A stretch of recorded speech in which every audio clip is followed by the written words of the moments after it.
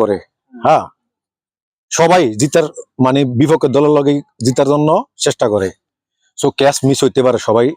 কিন্তু catch miss করা মানে ম্যাচ মিস করে এটা আবার রাখতে হবে হ্যাঁ সো সবাই বোলিং হোক যে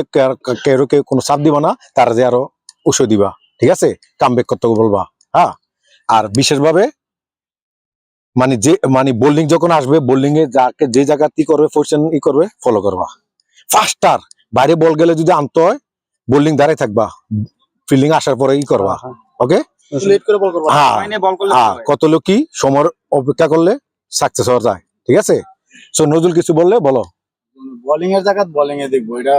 আমরা দেখে লাভ নেই আমরা করতেছি আমরা ফিল্ডিংটা ঠিকভাবে দিতে হবে ফিল্ডিং মেইন খেলা একটা ফিল্ডিং মিস একটা মানে দলের অনেক কিছু নষ্ট রাইট মানে এই ক্যাচটি আমরা সবাই মানে গুরুত্ব দিয়ে দেখতে হবে ওকে আর বিশেষ করে আমরা সবাই অ্যাক্টিভ থাকতে পারি ঠিক আছে অনেক সময় মিস হইতে পারে মানে বহাবাজি করলে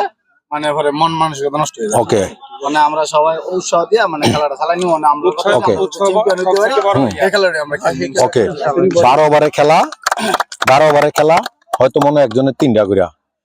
মানে 12 ওভার বানি 72 বলের খেলা 72 বলে হাইস্ট যতই আমরা খারাপ করি না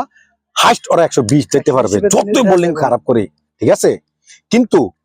চেষ্টা করতে 72 বলের মধ্যে আমি আমার ওভারটা আমি ডট দিলে অটোমেটিক উইকেট হবে না উইকেটের চিন্তা করলে কখনো কিছু হবে না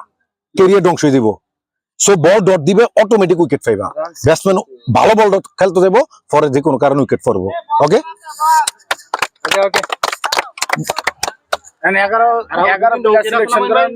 আমরা 12 জন করে অলরেডি একজন আপনার অনাবত বসে রাখতে হবে নাকি না 12 জন করে খেলতেছে ওকে আচ্ছা আমরা সবাই অনেক ফিল্ডিংটা করতে হবে হ্যাঁ 12 ওভার একজনে ম্যাক্সিমাম 3 ওভার